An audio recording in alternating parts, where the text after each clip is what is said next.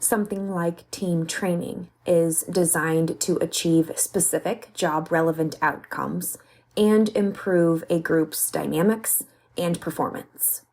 There are different types of team training, like coordination training, which teaches the group how to coordinate their efforts, like how to manage knowledge within the team and hopefully share it with the rest of the organization.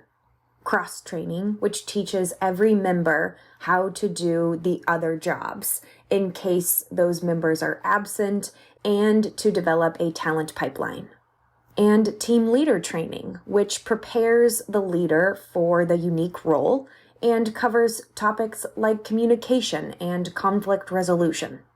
The best team training programs do at least these three things. First, they establish shared mental models around the goals and expectations for working together and for completing the work. 2, they help group members see the good in one another and appreciate their similarities and differences. 3, these programs are job relevant to the extreme.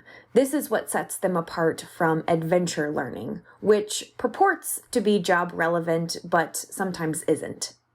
Team training can teach members how to share information, make decisions, and resolve conflict. To do this, team training often relies on other methods like audiovisual instruction, role plays, and action learning, which we will learn about next.